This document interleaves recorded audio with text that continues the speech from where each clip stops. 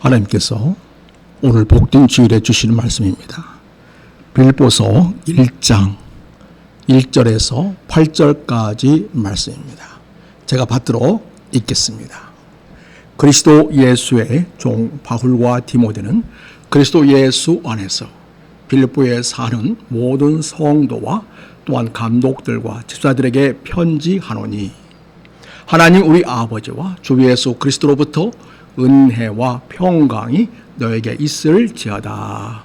내가 너희를 생각할 때마다 나의 하나님께 감사하며 간구할 때마다 너희 무리를 위하여 기쁨으로 항상 간구함은, 너희가 첫날부터 이제까지 복음을 위한 일에 참여하고 있기 때문이라. 너희 안에서 착한 일을 시작하신 이가 그리스도 예수의 날까지 이루실지를 우리는 확신하노라. 내가 너희 무리를 위하여 이와 같이 생각하는 것이 마땅하니, 이는 너희가 내 마음에 있음이며 나의 매임과 복음을 변명함과 확정함에 너희가 다 나와 함께 은혜에 참여한 자가 됨이라. 우리 8절 같이 읽겠습니다. 시작. 내가 예수 그리스도의 심장으로 너희 무리를 얼마나 사모하는지 하나님이 내 증인이시니라. 아멘. 성도 여러분, 무대를 견디며 살아나고 얼마나 고생이 많으십니까? 그런 중에도 여러분에게 시원한 은혜와 기쁨이 가득하시기를 바랍니다.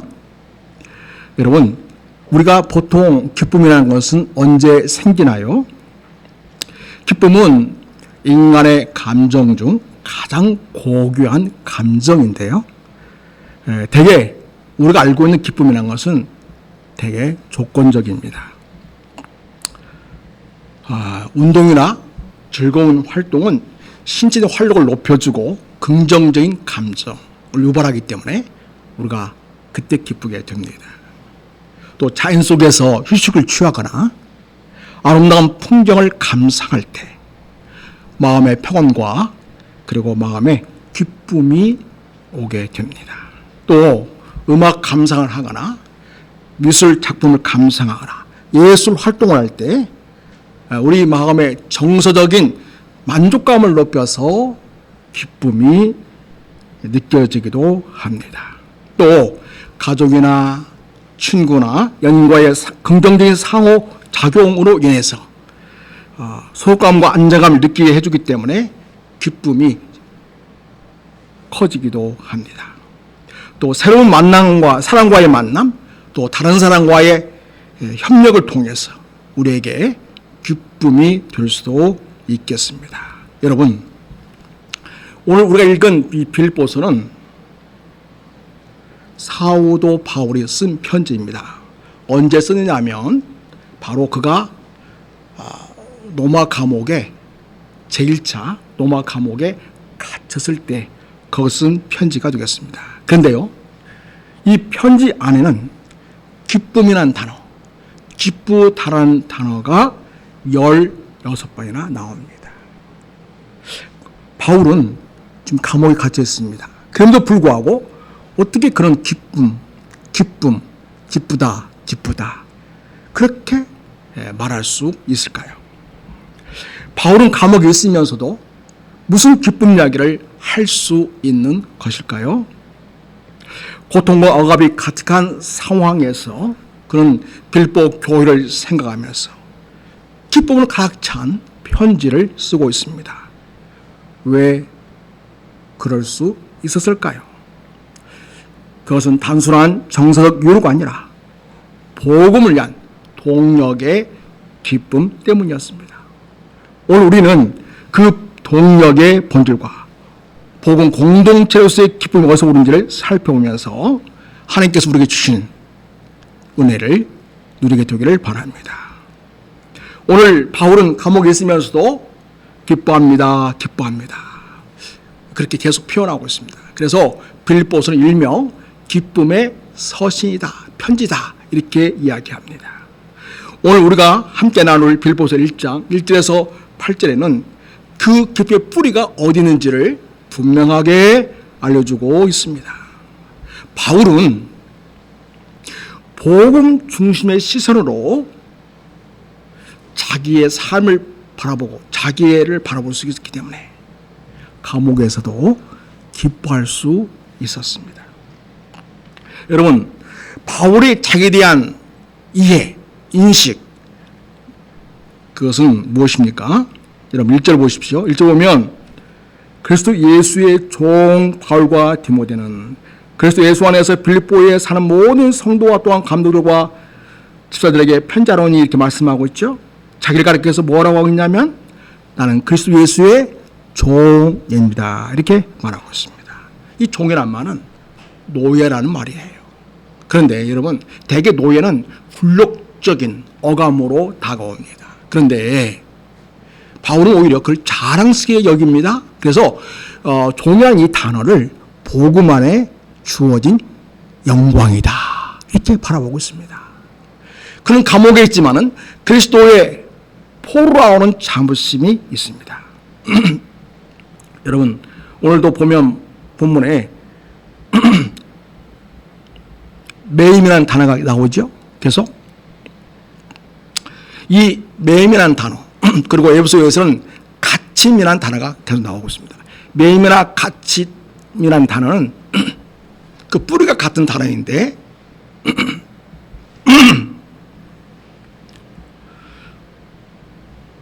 포로가 되었다 그 말입니다. 사로잡히게 되었다 그 말입니다. 그래서 바울 사도는 자기가 예수 그리스도의 포로가 된 사람, 예수 그리스도께 사로잡힌 자가 되었다. 그래서 나는 행복하다 이렇게 말합니다. 그래서 이 바울 사도께서 난 예수 그리스도의 종입니다 라고 할 때는요, 마지못해서가 아니라 억지로가 아니라 자발적인 복종을 뜻합니다. 그리고 나는 단순한 싹쓸 받고 일하는 노동자가 아니라 나는 예수 그리스도라고 하는 주인에게 완전히 소속된 사람입니다. 그 생각이 확실했습니다. 그래서 바울에게서 종이라는 이 신분은 굴욕이 아니고 영광이고 기쁨의 자리였습니다. 방송실 PPT 띄워요.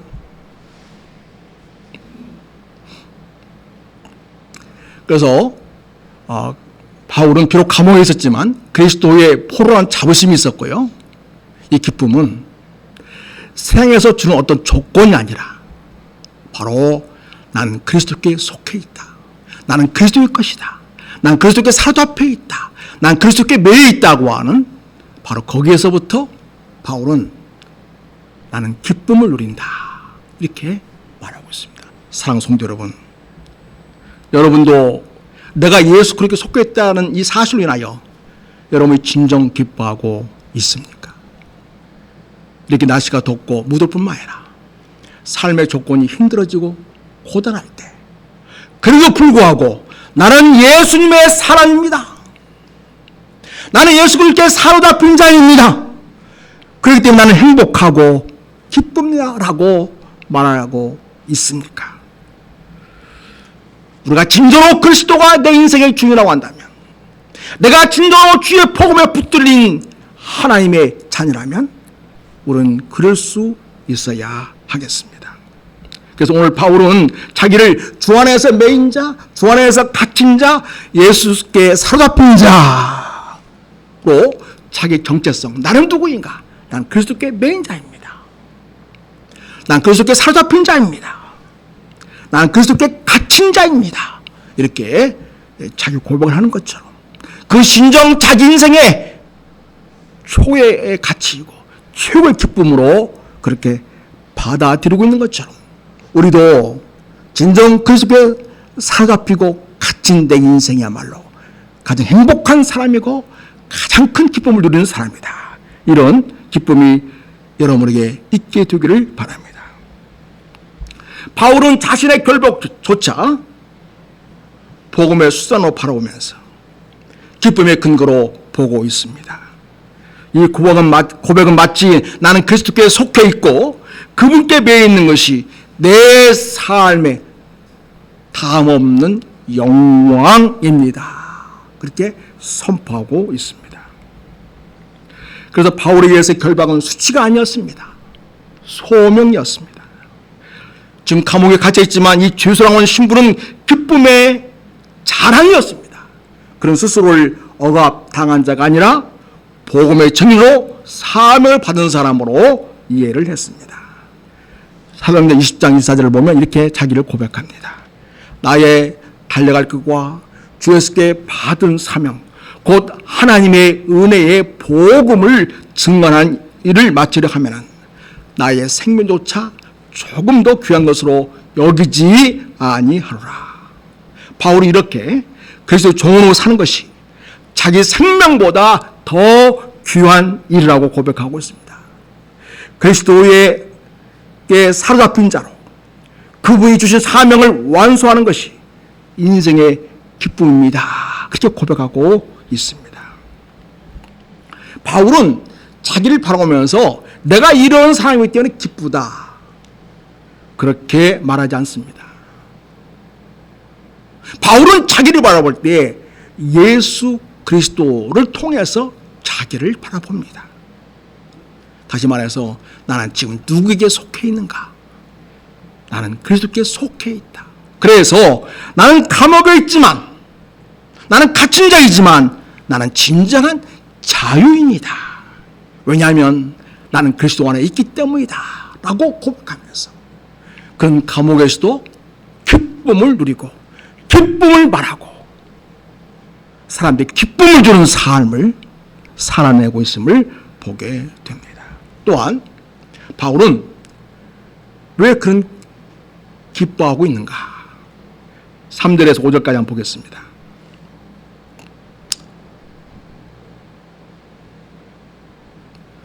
(3절에서 5절) 보여주세요.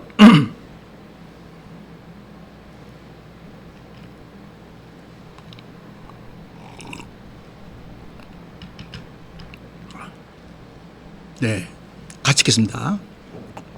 자, 시작. 내가 너희를 생각할 때마다 나 하나님께 감사하며 그 다음에 간구할 때마다 너희 물을 위하여 기쁨으로 항상 간구하면 그 다음에 너희가 태어나부터 이제까지 복음을 위한 일에 참여하고 있기 때문이다. 이 참여한다는 말이 동역하고 있다는 말이에요. 교제하고 있다. 사랑하는 여러분, 빌보 교회 성도들 향하여 바울 사도는 그들을 생각할 때마다 기쁨이 되었습니다. 그래서 내가 너를 생각할 때마다 나 하나님께 감사한다. 그 다음에 간구할 때마다 기쁨으로 항상 간구한다. 이렇게 말하고 있습니다. 그렇게 하는 것은 너희가 처음부터 지금까지 복음을 위한 일에 참여하고 있기 때문이다.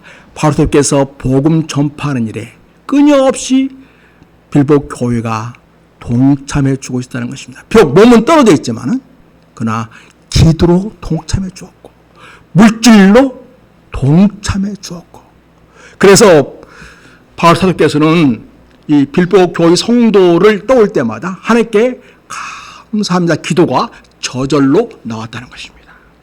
여러분 여기 복음을 위한 일에 참여하고 있다. 이 말은 다른 말로 하면 교제한다는 말이 되기도 하고 동역한다는 말도 되기도 하고 또 파트너십이라고 하는 그런 말로도 표현되는 그런 말입니다. 그래서 여러분 교회 안에서 교제라는 것은 뭐냐면 단순한 친목이 아닙니다. 예. 복음을 위한 동역자적인 연합을 알려주는 말입니다. 그래서 저와 여러분은 맨 처음 교회 올 때는 각자 나름의 개인적인 어떤 문제나 일을 해결받기 위한 도움을 받기 위해서 여러분 교회에 오실 수 있습니다. 그러나 여러분이 예수 그리스도를 믿고 세례도 받고 그리고 이 교회의 공동체의 일원으로서 이게 우리가 신앙생활 할 때에 그때부터는 예수 믿는 모든 자는 다 주 안에서 같은 형제이고 자매이고, 무엇보다도 오늘 말씀에서 보여주는 것처럼 우리 모두는 다 주님 안에서 복음을 위한 동역자다. 그렇게 하나님은 우리를 그렇게 우리의 공동체를 규정해 주십니다. 그래서 저와 여러분은 복음을 위한 일을 위하여 같이 신앙생활하고 있는 믿음의 자녀들이라고 할 수 있겠습니다. 바울의 기쁨은 빌립보 교회의 동역자의 사랑이 있었습니다. 감옥에 홀로 있었지만 영적으로는 그들과 함께 있었습니다. 공동체의 사랑이 이 바울이 감옥에서 겪는 고통을 이기는 기쁨이 되었습니다. 우리 성도들이 주님 안에서 복음의 동역자로 알고 또 우리가 서로 동역자이기 때문에 오늘 바울처럼 우리가 서로를 생각하며 지낼 수 있기를 바랍니다. 또 서로를 대하여 감사하며 지낼 수 있기를 바랍니다. 또 서로를 대하여 기쁨이 되는 우리 관계가 되기를 바랍니다. 그래서 그렇기 때문에 바울처럼 기도해 주는 우리가 되길 바라고, 그 기쁨을 우리 성도들은 매일같이 누릴 수 있기를 바랍니다. 여러분, 전도 사역 중에서 가장 그래도 이름이 가장 알려진 분 중에 하나는 바로 빌리 그레함 목사입니다. 우리나라에 와서도 복음을 전하고 가셨습니다. 빌리 그레함 목사님이 이렇게 말합니다. 전 세계에서 수백만 명에게 복음을 전했지만 나를 지탱하게 하게 해준 것은 무릎 꿇어서 기도해 준 동역자들이었습니다. 이렇게 고백을 했습니다. 빌리 그레함 목사님의 뒤에는 잘 알려지지 않은 기도의 동역자들, 그러니까 영적 백그라운드 팀이 있었습니다. 그가 세계적인 복음 전자로 수많은 군중 앞에 섰지만 항상 그가 강조한 말이 있습니다. 내가 설교할 수 있는 것은 내가 혼자이기 때문이 아니라 누군가가 나를 위해 기도해 주고 있기 때문입니다. 그렇게 말했습니다. 빌리 그레함 목사님의 아내는 이름은 루스입니다. 그 루스가 역시 남편이 복음을 위해서 애쓰고 수고할 때 끊임없이 기도해 주었습니다. 그 아내 루스는 남편의 부흥 일정을 기도로 감쌌습니다. 성령의 역사를 간절히 구했습니다. 그래서 이 빌리 그레함 목사님이 늘 고백한 것 중 하나는 뭐냐면, 루스, 그러니까 자기 아내는 나의 사역의 가장 강력한 파트너였습니다. 그녀는 무릎으로 복음을 전했습니다. 그러니까 빌리 그레함을 위해서 간절히 기도한 그 무릎으로 복음을 전했고, 빌리 그레함은 강단에 서서 말씀을 전함으로 복음을 전했다. 이렇게 이야기하고 있습니다. 그리고 기도팀이 있었습니다. 보이지 않는 숨은 팀이죠. 빌리 그레함 목사는 모든 전도 집회마다 기도팀을 구성했습니다. 거기에는 평신도, 교역자, 여성, 노인, 다양한 사람들이 있었습니다. 미리 도시에 들어가서 몇 주 동안 금식하며 중보 기도를 했습니다. 예를 들어 1954년 집회 때에는 2만 명이 넘는 기도 동역자들이 집회를 위해서 계속 중보 기도해 주었습니다. 이들은 빌리 그레함이 무대에 오르기 전에 휴중석 아래에서 또는 조용한 방에서 계속 기도했다고 합니다. 무대에서 보이는 건 나 한 명이지만은 영적 전쟁은 무릎을 꿇은 사람들에 의해서 벌어지고 있었습니다. 그렇게 빌리 그레함 목사님이 이야기를 합니다. 그리고 이 바울의 복음 동역자 중 하나는 음악 사역자인데요, 클리프 바로라는 사람입니다. 빌리그레함의 사역을 평생 함께한 음악 디렉터라고 합니다. 그리고 그는 늘 기도로 준비하면서 예배를 이끌었습니다. 그가 리드한 찬양은 단순한 음악이 아니라 말씀을 위한 길을 닦는 영적 예배의 도구였다. 그렇게 이야기를 합니다. 또 복음 사역할 때 기도의 방이 있어서 집회 중에는 실시간으로 기도로 지원했다고 합니다. 모든 부흥집회가 열릴 때마다 그 장소 한편은 기도의 방이 따로 마련되었습니다. 이 방에서는 이 24시간 동안 릴레이로 교사들이 집회를 위해서 중보했습니다. 그래서 성령의 감동, 휴신자의 마음의 열림, 말씀의 능력, 결정 방해 없이 집회가 자연스럽게 흐르도록 기도가 끊이지 않았습니다. 빌리그레함의 이 기도팀은 마치 바울이 말했던 빌립보 교회의 동역자들을 생각나게 합니다. 내가 너희를 생각할 때마다 하나님께 감사하며 너희가 첫날부터 이제까지 복음을 위한 일에 참여하고 있기 때문이다. 바울처럼 그레함도 내가 복음을 전할 수 있었던 것은 나를 위해 무릎 꿇은 사람들 때문이었다고 고백한 것입니다. 사랑하는 성도 여러분, 저는 여러분의 담임 목사입니다. 목사의 가장 큰 제일 직무는 무엇보다도 말씀 증거입니다.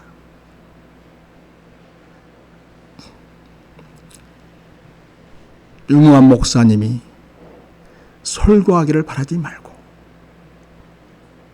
여러분의 교회를 통해서 담임 목사가 능력 있는 말씀을 선포할 수 있도록 여러분 기도의 동역자, 그렇기 때문에 복음의 동역자가 되어주기를 바랍니다. 여러분의 간절한 기도는 제가 전한 말씀의 능력을 강화시켜주고 말씀을 통해서 인생들을 새롭게 하는 역사를 가져올 줄로 믿습니다. 여러분은 무릎으로 설교하고 저는 입으로 설교하고, 그래서 이 땅에 복음 사역이 활발하게 이루어지고 성령의 강력한 임재와 역사가 있는 그러한 메시지가 될 수 있도록 여러분 복음의 동역자가 되어주시기를 바랍니다. 그리고 여러분 바울이 기뻐하는 이유가 또 있습니다. 바울은 왜 기뻐하고 있는가? 감옥 속에 있으면서 복음이 빌립보 교회 성도의 삶 속에 열매를 맺고 있었기 때문에 기뻐하고 있다. 이렇게 성경이 우리에게 알려주고 있습니다. 자, 6절을 보겠습니다. 6절 말씀 보여주십시오. 자, 같이 읽겠습니다. 시작. 너희 안에서 착한 일을 시작하신 이가 그리스도 예수의 날까지 이루실 줄을 우리는 확신하노라. 아멘. 여러분, 여기 너희 안에서 착한 일을 시작하신 이가 예수님 다시 오시는 그날까지 이루실 줄 확신한다 이렇게 말하고 있는데, 이 착한 일이 무엇일까요? 우리가 보통 생각하는 착한 일은 어려운 사람에게 돈 한 푼 쥐어주고 또 길도 안내해주고 도움을 주는 되게 그런 거 아니겠습니까? 여기서 착한 일은 무엇일까요? 이것은요, 먼저 하나님께서 우리를 향하여 시작하신 구원의 역사를 착한 일이다 이렇게 말할 수 있겠습니다. 너희 안에서 착한 일을 시작하신 이 바로 누구냐면 하나님이십니다. 빌립보 성도들의 효신과 구원의 역사를 하나님이 주도하시고 있다는 이야기죠. 그리고 그래서 바로 이런 모든 일들은 하나님이 주도권을 가지고 시작했다는 것을 말합니다. 이 일은 인간의 결심이나 노력의 결과로 주어진 것이 아니라 하나님의 주도권을 가지고 시작하신 일이라는 것입니다. 그래서 이 앞에 있는 엘곤 아가돈이라는 이 착한 일은요, 또 무엇이냐면 성도 안에서 진행되는 성화의 전 과정을 하나님이 행하시는 착한 일이다 이렇게 볼 수가 있겠습니다. 그리고 그것을 주님께서 오실 때까지 이루어 가실 것이라고 보고 있습니다. 단순히 우리 성도들이 교회 와가지고 신앙생활을 시작하는 것으로 끝나는 것이 아니고 현재도 끊임없이 주님의 나라에 갈 때까지, 주님이 오실 때까지 계속하여 하나님의 거룩한 백성으로 점점 주님을 닮아가고 그의 삶 속에 예수 그리스도의 아름다운 삶의 열매가 보이는 그러한 역사가 있는 것을 지금 착한 일이라고 표현하고 있습니다. 즉 성도 안에서 믿음이 자라고요, 인격이 변화되고요, 그리스도의 모습을 닮아가는 전 과정을 가리켜서 우리는 그걸 성화라고 말하는데, 그게 바로 하나님께서 우리 안에 행하시는 착한 일이 되겠습니다. 바울 사도는 이 빌보 교회 성도들이 예수 그리스도를 믿을 뿐만 아니라 예수님을 닮아가는 이 성화의 아름다운 모습을 보면서 기뻐하고 있습니다. 또 지금 바울 사도는 복음 때문에 감옥에 와 있죠. 복음 때문에 로마에 왔고 복음 때문에 지금 감옥에 갇혀 있습니다. 그리고 바울은 수시로 그 감옥에서도 복음을 전했습니다. 근데 그러한 일을 할 수 있도록 끊임없이 격려해주고 지원해주고 기도해주고 물질로 동참했던 공동체가 있었는데 바로 빌립보 교회가 그러했습니다. 그래서 1장 5절을 보면 바울이 복음을 유익한 일에 참여한 것 때문에 기뻐한다 이렇게 말하고 있지 않습니까? 그래서 이 착한 일이라는 것은 성도 개인의 변화뿐만 아니라 공동체가 복음 전파에 동참하는 일도 역시 착한 일에 포함된다고 볼 수가 있겠습니다. 그래서 바울은 이들을 복음의 동역자다 이렇게 부르고 있습니다. 여러분, 영국은요 크게 네 나라로 이루어졌습니다. 잉글랜드, 그리고 스코틀랜드, 웨일스, 북아일랜드 이렇게 이루어졌는데요. 여기서 웨일스는요 사람혁명 이후에 엄청난 도덕적 사회적 혼란에 빠져 있었습니다. 술집이 넘쳐났습니다. 광부는 거칠고 욕을 일삼았습니다. 가정은 무너져 갔습니다. 교회는 점점 텅 비어 갔습니다. 그때에 하나님께서 한 평범한 이반 노보츠라는 사람을 부르십니다. 그런 유명한 설교자도 신학자도 아니었습니다. 하지만 그런 친구들과 함께 모여 기도하면서 이렇게 기도했습니다. 하나님, 웨일스를 변화시켜 주옵소서. 이렇게 부르짖었습니다. 노보츠는 교회를 돌아가면서 설교했지만은 그보다 더 중요한 것은 기도 모임과 동역자들과의 연합을 이루어 갔다는 것입니다. 복음을 위해서 마음을 같이 하는 교회 지도자들, 기도하는 청년들, 또 찬양하는 여인들, 곳곳에서 함께 복음을 위한 일에 참여하고 있었습니다. 그래서 이 운동 불과 6개월 만에 10만 명 이상의 회심자, 새로 예수를 믿게 된 사람들을 낳게 되었습니다. 술집이 문을 닫았습니다. 법원이 열리는 일이 줄어들었습니다. 욕설을 알아듣지 못하는 광산의 당나귀들조차 혼란스러워졌다고 말할 정도였습니다. 무엇보다 지역사회 전체가 복음의 착한 일로 변화가 나타났던 것입니다. 이반 노보츠의 설교 한마디보다 함께 기도하고 복음을 위해 헌신한 수많은 동역자들의 연합과 참여를 통해서, 그리고 하나님께서 그 안에 시작하신 이 착한 일이 웨일스라는 도시, 나라를 바꾸게 되었습니다.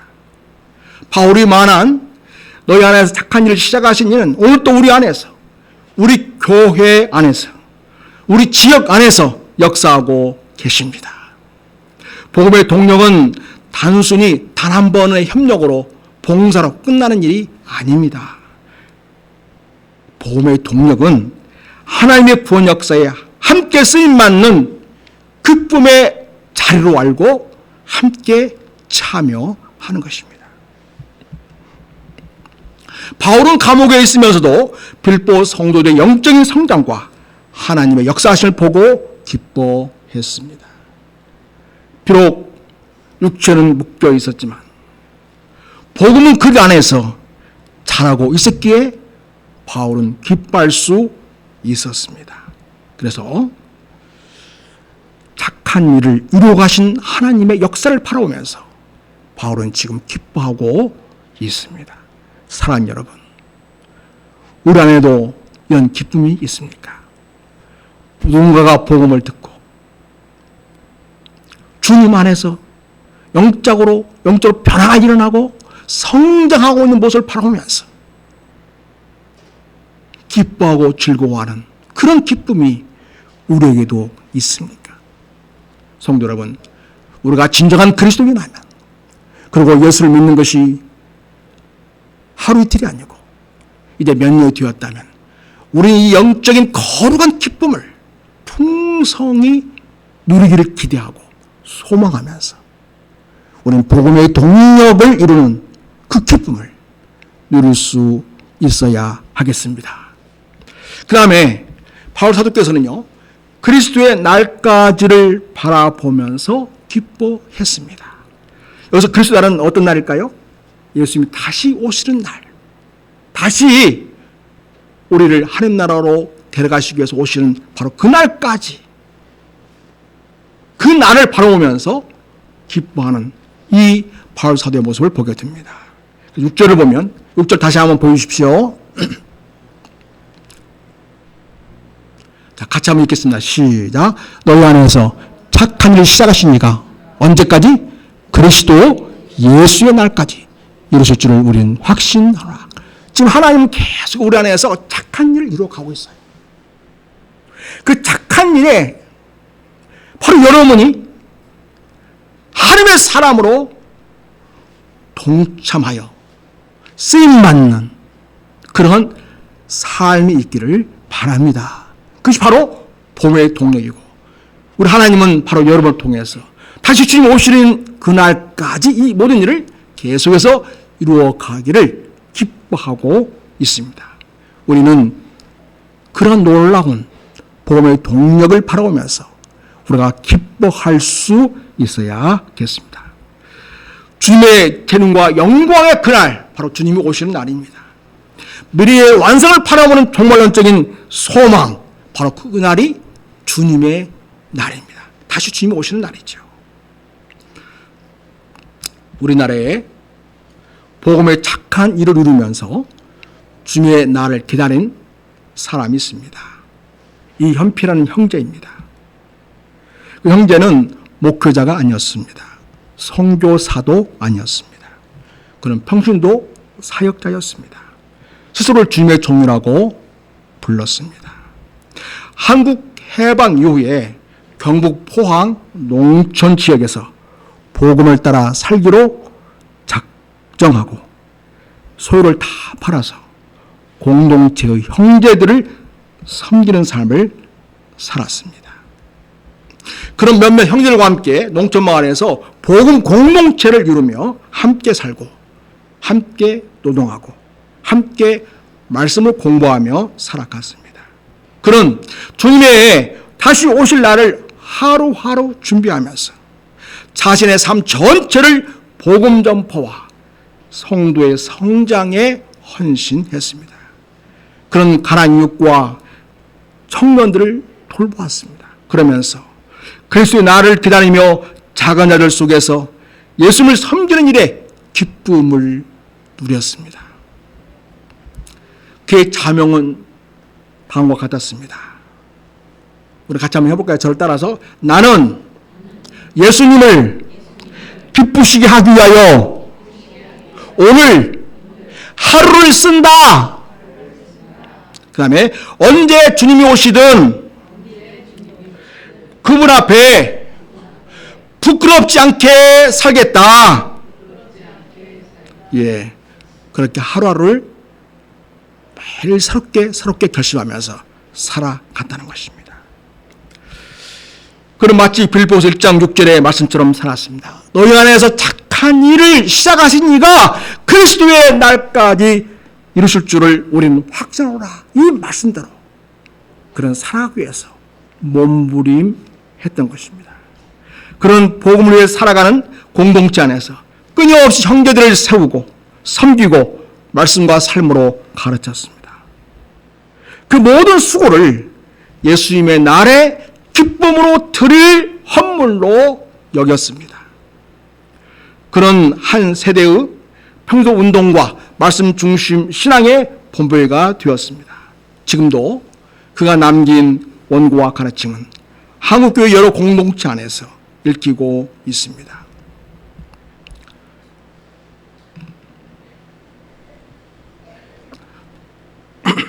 우리도 오늘 우리 교회 공동체 안에서 복음의 도역자로 살아가면서 그래서 예수의 날까지 이루실 줄 확신하며 살아갈 수 있습니다. 성도 여러분, 우리는 지금 어떤 마음으로 하루하루를 살아가고 있습니까? 다시 오실 주님을 바라보며 살아가고 있습니까? 그렇기 때문에 복음의 동력을 누리며 하루하루 살아가기를 기뻐하며 살고 있습니까? 연필 형제처럼 오늘의 수고를 주님께 드릴 기쁨의 예물로 여길 수 있다면 그것이 바로 바울이 말한 복음 안에서의 기쁨이다 말할 수 있겠습니다. 바울의 기쁨은 현재에만 있지 않았습니다. 그는 하늘 시민권자로서 완성될 영광을 소망하면서 미래를 바라보는 기쁨을 누렸습니다. 그래서 성도들과 함께 복음의 동력을 이루면서 하나님 나라를 갈망하며 기쁨을 누리며 살아갔던 것입니다. 또한 여러분, 바울은 그들 마음에 품고 있었기에 기뻐했습니다. 바울이 이렇게 말합니다. 내 마음에 빌보 교회 성도들 너희들이 있다 이렇게 말합니다. 여러분 7절을 같이 읽겠습니다.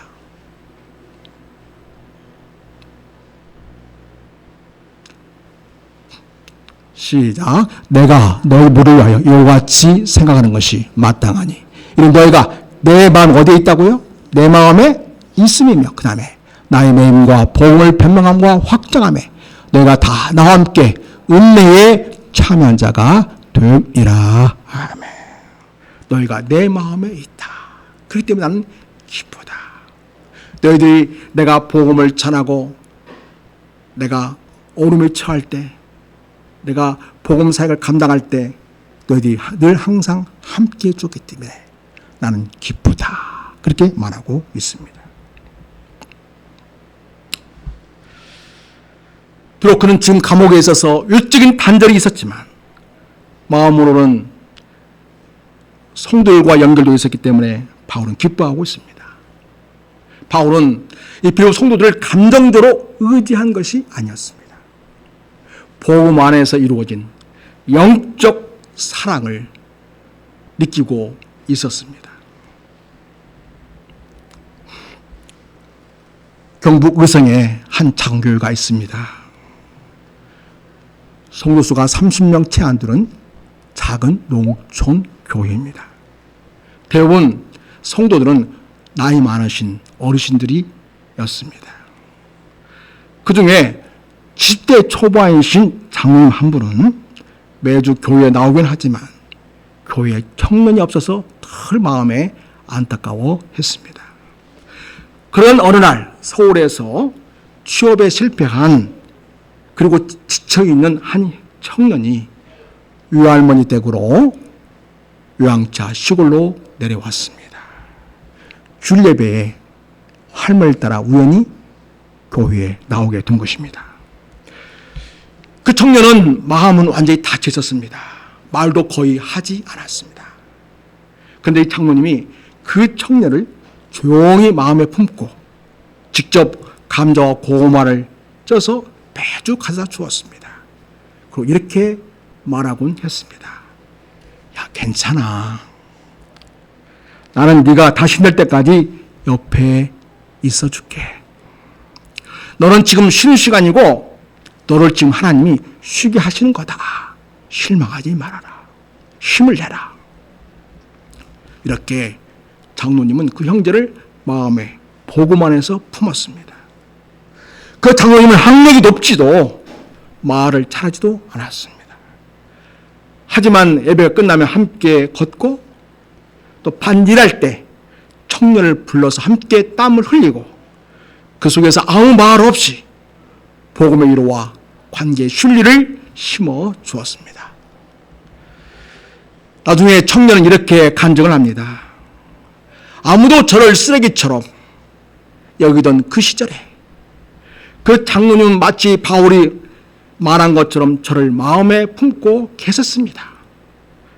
전 그때 예수님 누군지 처음 알았고 지금은 다시 도시로 돌아와 작은 교회 전사로 섬기고 있습니다. 이런 너희가 내 마음에 있음이라 하고 한 이 바울이 성도들을 감옥에서조차 기쁨으로 품을 수 있었던 이유는 그들과 복음 안에서 하나님 관계 때문이었습니다. 말씀드린 장로님도 그 청년을 복음의 눈으로 그리스도의 마음으로 품었고 그것은 그냥 위로가 아니라 하나님의 착한 일을 이루는 동력이었습니다. 성도 여러분, 복음은 큰 무대나 유명한 사역들 통해서만 전해지는 것이 아닙니다. 복음은 조용히 누군가를 마음에 품는 것에서 시작합니다.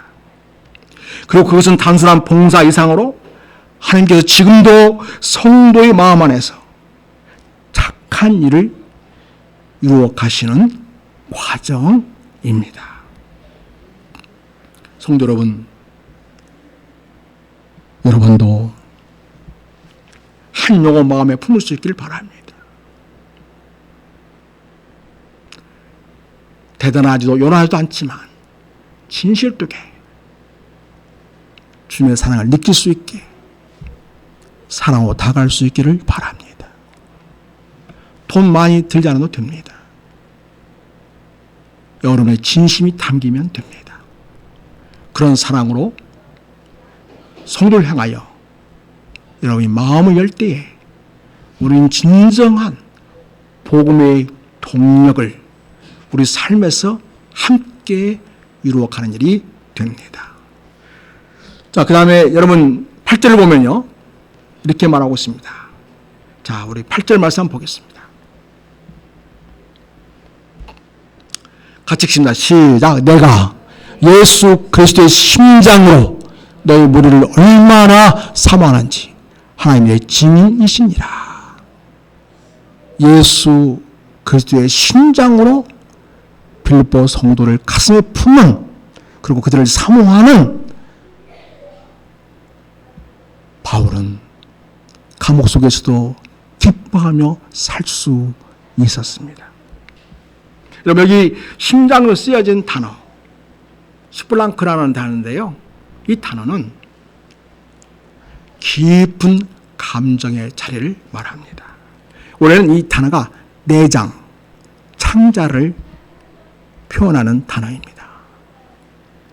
그런데 당시 고대 세계에서는 가장 깊은 감정의 자리를 여기 스플랑크나, 그러니까 심장이라고 표현했습니다. 창자 속에 가장 깊은 감정이 있다는 거죠.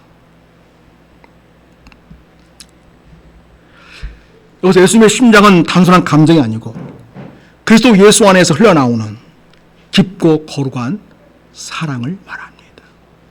사랑하는 여러분, 우리가 사랑하되 깊은 창자에까지 내려가는, 거기에 깊이 숨겨져 있는 깊은 사랑, 진정 마음에 담은 사랑을 우리가 서로 할 수 있기를 바랍니다. 오늘 내가 예수 그리스도의 심장으로 너희 무리를 얼마나 사모하는지 하나님이 내 증인이라고 말씀하신 이 말씀을 그대로 살아낸 한 여인이 있습니다. 바로 여기 보이는 서서평 선교사님. 그 여인은 예수님의 심장으로 조선을 사랑했습니다. 그가 늘 하는 말은 나는 당신을 예수님의 심장으로 사랑합니다. 그렇게 이야기했다고 합니다. 이 서병 선교사는 독일계 미국인 간호사 겸 선교사로 1912년에 조선에 입국했습니다. 평생을 광주 지역에서 여성 교육과 간호와 복음 전파에 헌신을 했습니다. 이 서병 선교사는 결혼도 고향도 포기하고 철저하게 조선 여성의 삶에 자기 삶을 똑같이 내놓았습니다. 자신을 조선인의 어머니라 부르면서 50여 명의 고아와 가부들을 입양해서 함께 살았습니다. 그에게는 그야말로 복음 안에서 심장을 내어주는 헌신을 했습니다. 그 선교사님은 한 번도 내가 너희를 도와준다 그런 말을 하지 않았다고 합니다. 오히려 늘 이렇게 말했다고 합니다. 나는 당신을 예수님의 사랑으로 사랑합니다. 이렇게 말했다고 합니다. 우리 같이 한번 해볼까요? 자, 시작. 나는 당신을 예수님의 심장으로 사랑합니다. 여러분 정말 우리가 그렇게 할 수 있기를 바랍니다. 이런 일은 진정 복음을 아는 사람이 할 수 있는 거죠. 정말 예수님이 십자가에서 죽기까지 우리를 사랑하신 그 사랑 아는 사람만이 할 수 있는 거죠. 그 예수님께서 우리를 당신의 심장에 품으시고 우리를 살리시려고 대신 피 흘려 죽으신 그 사건을 믿는 사람만이 한 영혼을 자기 심장 속에 품을 수 있겠습니다. 그런 말합니다. 나는 당신이 아니라 주님을 바라보며 이 일을 합니다. 그 선교사님은 심장질환과 영양실조로 건강이 무너졌습니다. 1934년 54살의 나이로 숨을 거두기 전까지도 자신이 돌보던 조선 여성들의 이름을 부르면서 축복했습니다. 오늘 말씀 예수 그리스도의 심장으로 너희를 사모한다.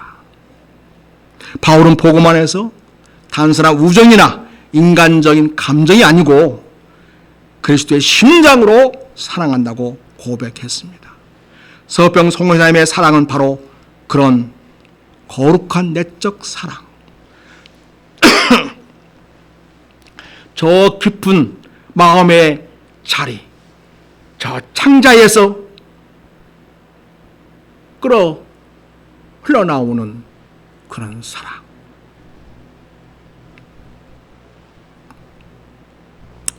여러분 정말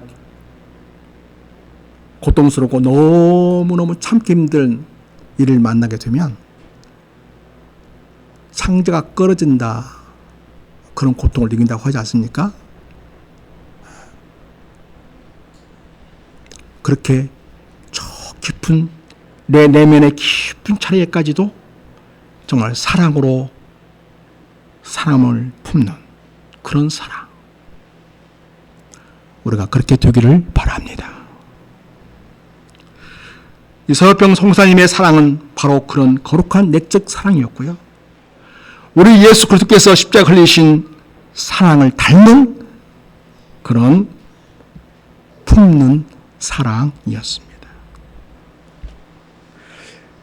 그 선교사님은 마지막 유언으로 이렇게 말했습니다. 나는 조선에서 예수를 위해 살았고 조선을 위해 죽습니다. 그리고 그 여인의 모비에는 짧은 한 줄이 새겨져 있습니다. 나의 무덤을 조선 땅에 묻어 주십시오.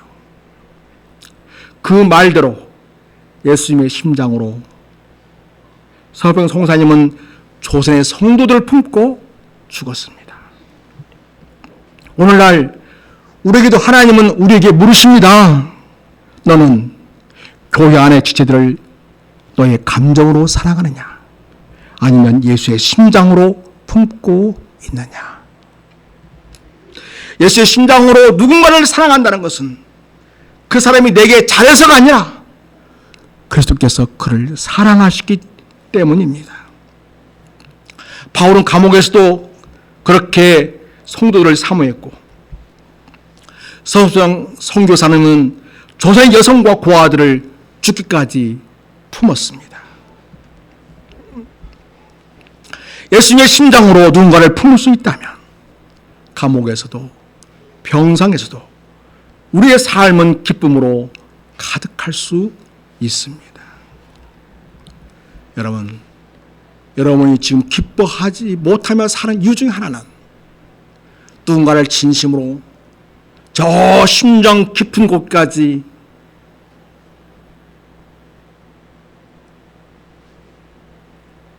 진심으로 사랑하는 일이 없기 때문일 수도 있습니다. 사랑하는 여러분, 바울은 예수님의 심장으로 성도를 품을 수 있던 사랑으로 사랑했습니다. 그리고 그는 기뻐했습니다. 그리스도의 사랑이 있기에 바울은 감옥에서도 기뻐하며 지낼 수 있었습니다. 오늘 빌립보서 1장 1절에서 8절까지의 말씀은 단순한 인사말이 아닙니다.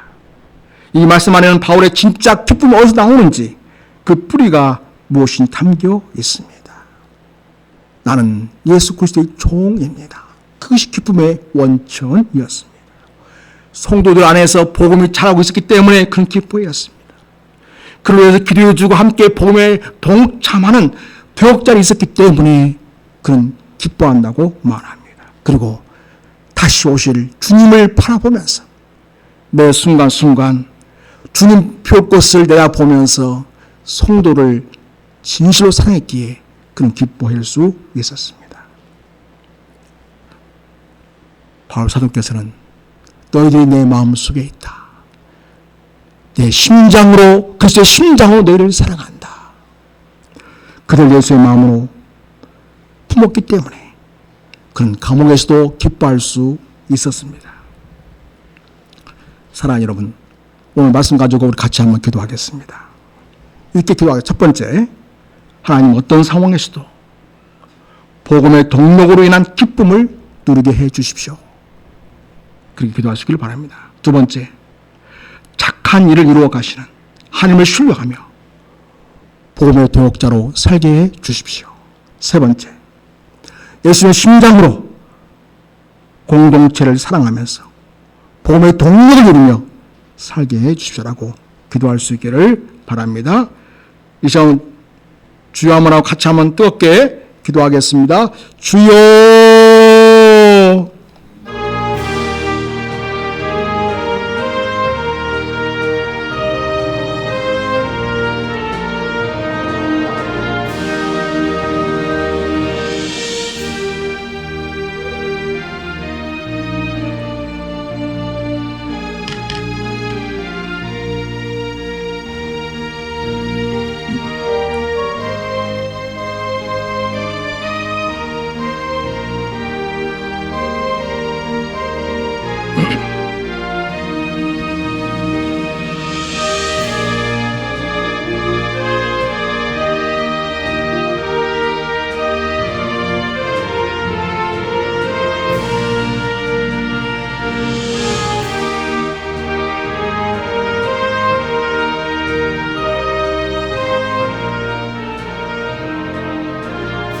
하나님 아버지, 바울의 감옥 안에서도 기뻐할 수 있던 것은 자기 삶의 주인이 누군지를 분명히 알았기 때문이었습니다.